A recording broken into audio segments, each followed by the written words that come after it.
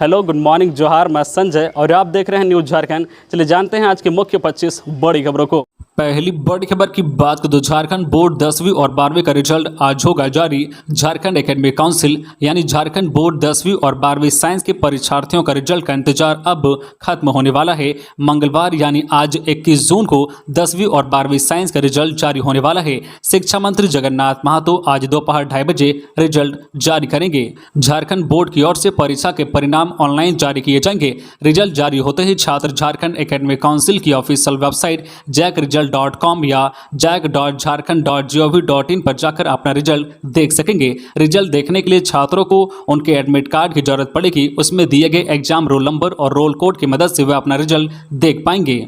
अगली बड़ी खबर की बात करें तो राजधानी रांची के 6 थाना क्षेत्रों से हटा निषेधाज्ञा, एसडीओ ने जारी किया आदेश। रांची हिंसा मामले के बाद स्थिति सामान्य होने पर सोमवार को जिला प्रशासन ने शहर के 6 थाना क्षेत्रों से धारा 144 हटा लिया है। इस संबंध में एसडीओ ने आदेश जारी किया है। बता दें कि पिछले दिनों मेन रोड क्षेत्र में हिंसा को देखते हुए पुलिस प्रशासन ने पहले शहर के 12 थाना क्षेत्रों में निषेधाज्ञा लागू किया था। इसके बाद 6 थाना क्षेत्रों से धारा 144 हटाते हुए 6 अन्य थाना क्षेत्रों में इसे लागू रखा था। सोमवार को प्रशासन ने इन 6 थाना क्षेत्र कोतवाली, डेली मार्केट, लोअर बाजार, हिंदपीढ़ी, चुटिया और डोरंडा थाना क्षेत्र से भी धारा 144 हटा लिया गया है। अगली बड़ी खबर की बात करें तो राजधानी के बाजारों में बंद का नहीं दिखा असर। अग्निपथ योजना के खिलाफ सोमवार को बुलाए गए भारत बंद का राजधानी रांची के बाजार में कोई असर नहीं दिखा। रांची के रातू रोड, अपर बाजार, लालपुर, पुरलिया रोड, पंडरा समेत कुछ इलाकों में सुबह 11 बजे तक छिटपुट दुकानें बंद थी। सड़कों पर वाहनों की आवाजाही कम थी, लेकिन इसके बाद धीरे धीरे बाकी दुकानें भी खुलने लगी और 12 बजे तक बाजार सामान्य दिनों की तरह हो गया। इधर बाजार खुलते ही लोगों के पहुंचने का सिलसिला भी शुरू हो गया। दुकानदारों ने बताया है कि बंद के आह्वान के कारण बाहरी ग्राहकों की संख्या रांची के बाजार में कम थी, इस वजह से भी कम भीड़ दिखी। अगली बड़ी खबर की बात करें तो प्रदेश में मानसून हुआ एक्टिव, रांची में भी होगी बारिश। कल 22 जून को वज्रपात के साथ बारिश का पूर्वानुमान। संताल परगना इलाके में आज होगी बारिश। प्रदेश में मानसून एक्टिव हो गया है। पिछले 2 दिनों से राजधानी रांची समेत कई जिलों में अच्छी बारिश हुई है। मौसम केंद्र के दावे के अनुसार संताल परगना से मानसून का प्रवेश झारखंड में हुआ है। वहीं आसपास के जिलों में मानसून का अच्छा असर रहा है। इसके साथ ही झारखंड में मौसम केंद्र के अनुसार कल 22 जून को झारखंड के सभी जिलों में बारिश का पूर्वानुमान है। बारिश के साथ साथ वज्रपात का भी आशंका जताई गई है। मौसम केंद्र द्वारा जारी पूर्वानुमान में आज संताल परगना के देवघर, दुमका, पाकुड़ और साहेबगंज में मेघा गर्जन के साथ वज्रपात होने की संभावना है। इसके अलावा राजधानी रांची समेत धनबाद, जामताड़ा, लातेहार और लोहरदगा में भी बारिश का पूर्वानुमान है। खबरों में आगे बढ़ने से पहले आपसे रिक्वेस्ट है कि अगर आप चैनल को सब्सक्राइब नहीं किए हैं तो प्लीज चैनल को सब्सक्राइब करके बेल आइकन प्रेस कर दे, जिससे आपको झारखंड की हर छोटी बड़ी खबर का अपडेट आप तक पहुंचता रहे। चलिए बढ़ते हैं खबरों की ओर। अगली बड़ी खबर की बात करें तो कोरोना से सावधान, सभी ऑफिस, पब्लिक ट्रांसपोर्ट में मास्क लगाना अनिवार्य। आपदा प्रबंधन ने जारी किया एसओपी। कोरोना फिर से रंग दिखाने लगा है। झारखंड में पिछले कुछ दिनों से कोरोना संक्रमण के मामले में तेजी से इजाफा हुआ है। लिहाजा आपदा प्रबंधन विभाग ने तत्काल प्रभाव से एसओपी जारी कर दिया है। सोमवार से ही झारखंड के सभी दफ्तर और क्लोज एरिया में मास्क लगाना अनिवार्य कर दिया गया है। पब्लिक ट्रांसपोर्ट के इस्तेमाल के वक्त भी मास्क लगाना होगा। इसके अलावा कई और निर्देश जारी किए गए हैं, जिसमें सार्वजनिक जगहों पर सोशल डिस्टेंसिंग का पालन करना होगा। जो कार्य स्थलों पर सैनिटाइजर और हैंड वॉश की व्यवस्था करनी होगी। सार्वजनिक स्थलों पर थूकना मना है। बंद जगहों पर वेंटिलेशन की व्यवस्था। सभी सरकारी और कोचिंग संस्थानों में केंद्रीय शिक्षा मंत्रालय की ओर से पूर्व में जारी एसओपी का पालन करना होगा। सभी कॉलेजों और यूनिवर्सिटीज में यूजीसी की ओर से जारी एसओपी का पालन। आईटीआई और स्किल डेवलपमेंट सेंटर में पूर्व में घोषित एसओपी का पालन। होटल, रेस्टोरेंट और धर्मशाला जैसी जगहों पर केंद्रीय स्वास्थ्य मंत्रालय की तरफ से जारी एसओपी लागू रहेगी। सिनेमा हॉल, मल्टीप्लेक्स और जिम में 31 जनवरी 2021 को केंद्रीय सूचना एवं प्रसारण मंत्रालय की ओर से जारी एसओपी का पालन करना होगा। वही सभी धार्मिक स्थलों में 31 मार्च 2021 को स्वास्थ्य मंत्रालय की ओर से जारी एसओपी का पालन करना होगा। इस व्यवस्था को तत्काल प्रभाव से लागू कर दिया गया है। आपको बता दें कि झारखंड में सक्रिय मामलों की संख्या 108 है और पिछले 24 घंटे में 24 मामले सामने आए हैं। हैं। कुछ दिनों से लगातार झारखंड में कोरोना संक्रमितों की संख्या बढ़ रही है। अगली बड़ी खबर की बात कर दो। सीएम हेमंत ने कांग्रेस प्रत्याशी के पक्ष में मांगे वोट, कहा बीजेपी की साजिश से डरने वाले नहीं। रांची के मांडर विधानसभा उपचुनाव का प्रचार प्रसार आज मंगलवार की शाम को थम जाएगा। इससे पूर्व सोमवार को सीएम हेमंत सोरेन ने चान्हो और लापुंग क्षेत्र में चुनावी सभा कर कांग्रेस प्रत्याशी शिल्पी नेहा तिर्की के पक्ष में वोट मांगे। इस दौरान उन्होंने क्षेत्र की मतदाताओं से विपक्षी पार्टियों से सावधान रहने की अपील करते हुए कहा है कि भाजपा की साजिश से डरने वाले नहीं हैं, शुरू से ही संघर्ष किए हैं और अब भी संघर्ष के लिए तैयार हैं। सीएम श्री सोरेन ने चान्हो के सिलागाई, बाजारटांड़ और लापुंग में चुनावी सभा करते हुए कहा है कि राज्य की डबल इंजन सरकार को उखाड़ फेंकने के बाद जब यूपीए की सरकार बनी तो 3 उपचुनाव हुए। तीनों चुनाव में हमने भाजपा को पटखनी दी है। मांडर का उपचुनाव चौथा है। इस उपचुनाव में भी भाजपा के मंसूबे को मुंह तोड़ जवाब देने की जरूरत है। उन्होंने कहा है कि आज देश में भाजपा सरकार के गलत फैसलों से लोग परेशान हैं। इसके खिलाफ जो बोलता है या खड़ा होता है उसे दबाने और कुचलने का काम किया जा रहा है। इसी साजिश का शिकार बंधु तिर्की हुए हैं, लेकिन हम साजिश से डरने वाले नहीं हैं। हम अंग्रेजों के समय से ही संघर्ष की राह पर हैं और हमारा सीना हर संघर्ष में गोली खाने को तैयार है। बंधु तिर्की की विधानसभा की सदस्यता खत्म और उनकी लोकप्रियता को खत्म नहीं किया जा सकता है। कहा है कि झारखंड में राजनीतिक रूप से भाजपा कमजोर हो चुकी है। अगली बड़ी खबर की बात करें। कुख्यात माओवादी ने किया सरेंडर, हजारीबाग के डीसी एसपी के सामने डाले हथियार। जिले में 16 मामले दर्ज हैं उसके खिलाफ। राज्य के हजारीबाग जिले में जिला प्रशासन के अधिकारियों के सामने सोमवार को कुख्यात माओवादी अनिल भूया उर्फ सरकार ने अपने हथियार डाल दिए हैं। मौके पर जिले के उपायुक्त, पुलिस अधीक्षक, समादेष्टा 22 बटालियन सीआरपीएफ मौजूद रहे। सरेंडर करने वाले भूया ने झारखंड सरकार के आत्मसमर्पण एवं पुनर्वास नीति से प्रभावित होकर सरेंडर किया है। उसने पुलिस से लूटे गए एक 0.303 राइफल एवं 10 गोलियों के साथ आत्मसमर्पण किया है। अनिल भूया के ऊपर हजारीबाग जिले में करीब 16 मामले दर्ज हैं।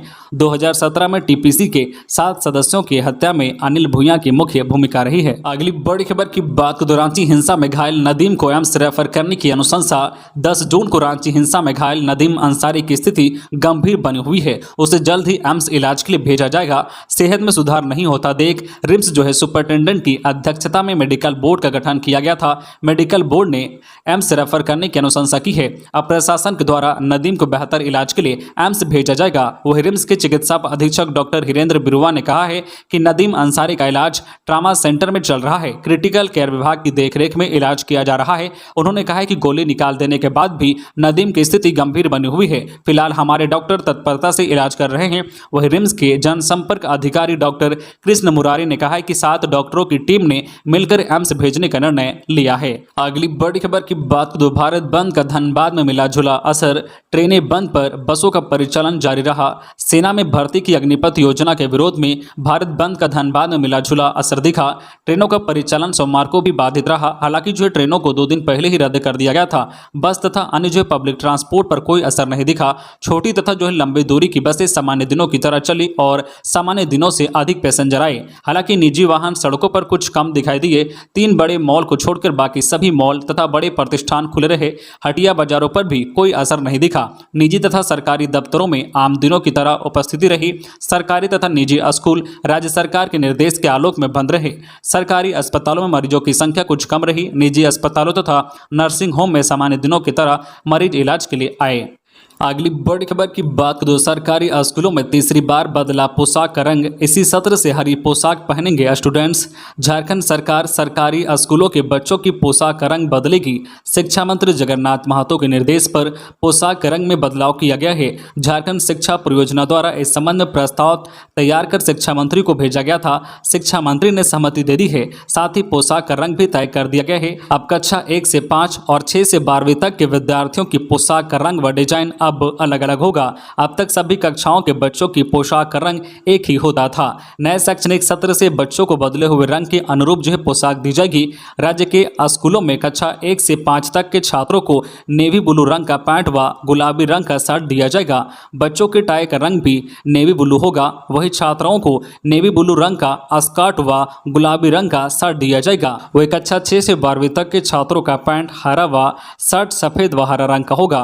छात्राओं का सलवार हरा व सूट सफेद व हरा एवं दुपट्टा हरे रंग का होगा।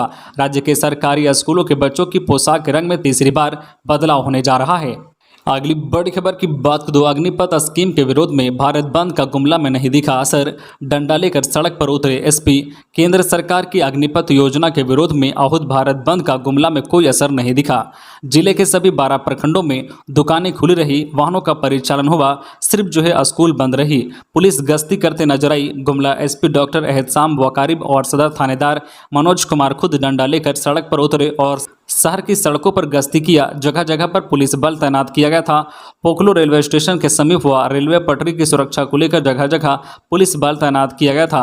बंद के दौरान कहीं से अप्रिय घटना की सूचना नहीं है। अगली बड़ी खबर की बात करें। 14 चेक पोस्ट पर 17 स्टैटिक सर्विलांस टीम का गठन। मांडर विधानसभा उपचुनाव शांतिपूर्ण माहौल में संपन्न कराने के लिए जिला प्रशासन तैयार है। भयमुक्त वातावरण में चुनाव कराने, आदर्श आचार संहिता के उल्लंघन और अवैध नगद लेन देन पर रोक लगाने के लिए विभिन्न स्थानों पर चेक पोस्ट बनाए गए हैं। साथ ही दंडाधिकारियों और पुलिस पदाधिकारियों को भी प्रतिनियुक्त की गई है। इसके तहत 14 चेक पोस्टों पर 17 स्टैटिक सर्विलांस टीम गठित की गई है, जो अवैध शराब, शस्त्र, नगद राशि और गिफ्ट आइटम की जांच कर रही है। इसके अलावा यदि किसी प्रकार की आदर्श आचार संहिता का उल्लंघन हो रहा है या किसी अन्य तरीके से धन बल का प्रयोग करने की कोशिश की जा रही है, तो आमजन को शिकायत दर्ज करने के लिए टोल फ्री नंबर 0651 299 589 जारी किया गया है। साथ ही विजन मोबाइल ऐप के माध्यम से ऑनलाइन शिकायत दर्ज की जा सकती है।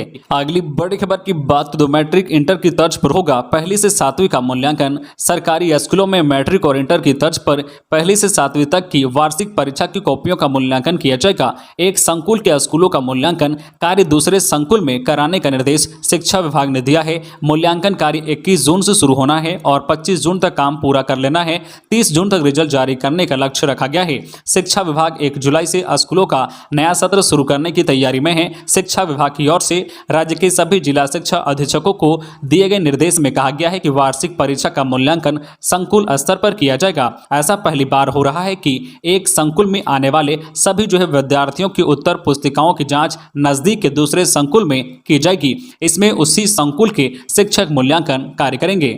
अगली बड़ी खबर की बात करें। झारखंड हाईकोर्ट ने रांची डीसी पर लगाया 50,000 रुपए का जुर्माना। झारखंड हाईकोर्ट ने रांची डीसी की कार्यशैली पर नाराजगी जताते हुए निर्माणाधीन अपोलो अस्पताल रास्ता विवाद से जुड़े मामले को लेकर 50,000 रुपए का जुर्माना लगाया है। जस्टिस एस चंद्रशेखर और जस्टिस रत्नाकर भेंगरा की खंडपीठ ने यह आदेश दिया है। कोर्ट ने बार बार हल्फनामा दायर करने के आदेश की अवहेलना करने पर नाराजगी जताते हुए 2 सप्ताह में जुर्माना की राशि विधिक सेवा प्राधिकार के पास जमा करने का निर्देश दिया है। अदालत ने कहा है कि राशि की जमा रसीद के बाद ही डीसी की ओर से अब जवाब दाखिल किया जा सकेगा। अगली बड़ी खबर की बात करें। अमेरिका जाने से पहले झारखंड की चयनित महिला हॉकी खिलाड़ियों का सीएम हेमंत सोरेन ने ऐसे बढ़ाया हौसला।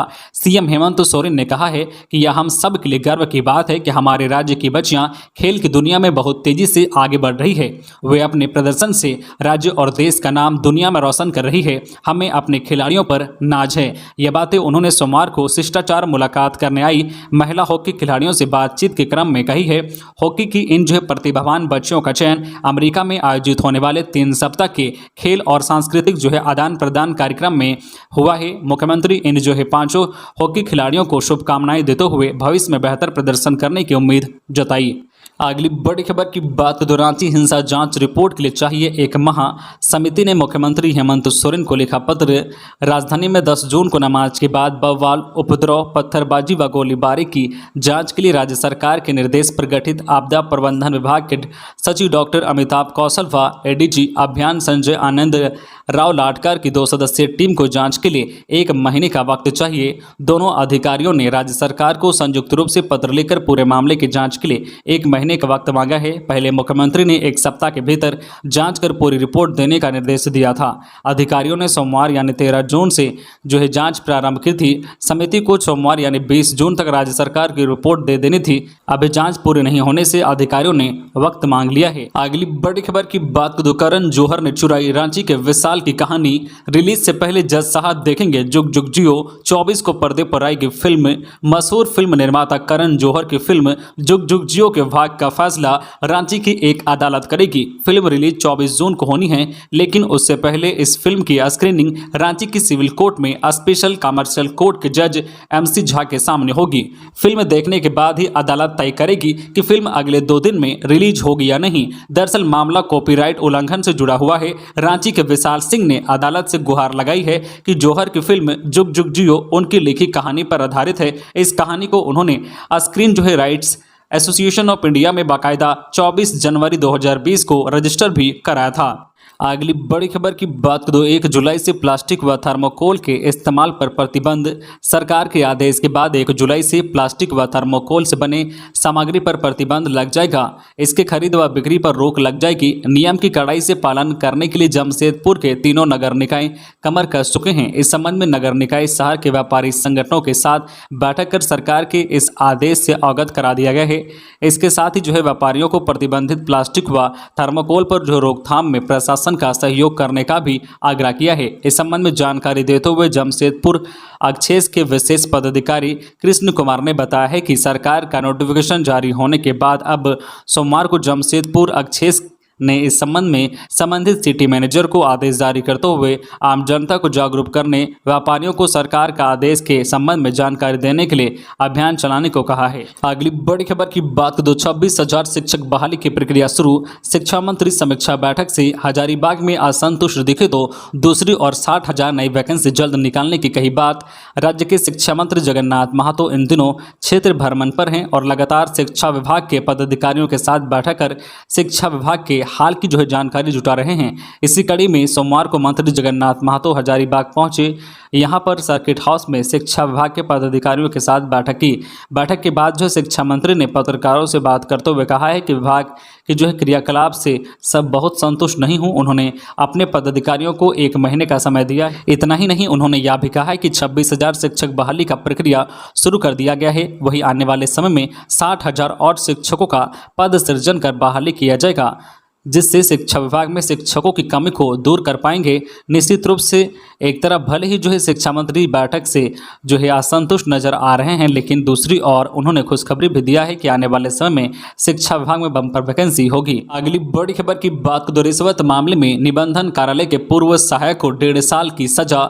रांची के ACB के विशेष न्यायाधीश प्रकाश झा की अदालत ने 16 साल पुराने रिश्वत के एक मामले में अभियुक्त विभाग निबंधन कार्यालय रांची के पूर्व सहायक दाऊद अली को दोषी पाकर 1.5 साल की सश्रम कारावास की सजा सुनाई है। साथ ही उस पर 6,000 रुपये जुर्माना लगाया गया है। जुर्माने की राशि नहीं देने पर उसे 4 महीने की अतिरिक्त जेल काटनी होगी। अभियुक्त पर रंगनाथ राम नामक व्यक्ति के पुत्र का विवाह प्रमाण पत्र बन जाने के बावजूद जारी करने के लिए रिश्वत लेने का आरोप था। तो ये थी आज की झारखंड की टॉप बड़ी खबरें। इसी तरह झारखंड की हर छोटी बड़ी खबर देखने के लिए आप हमारे चैनल न्यूज झारखंड चैनल को सब्सक्राइब करके बेल आइकन प्रेस कर दीजिए, जिससे आपको झारखंड की हर छोटी बड़ी खबर का अपडेट आप तक पहुंचता रहे। तो आज के लिए बस इतना ही, हमें दीजिए इजाजत, फिर मिलते हैं नेक्स्ट न्यूज में।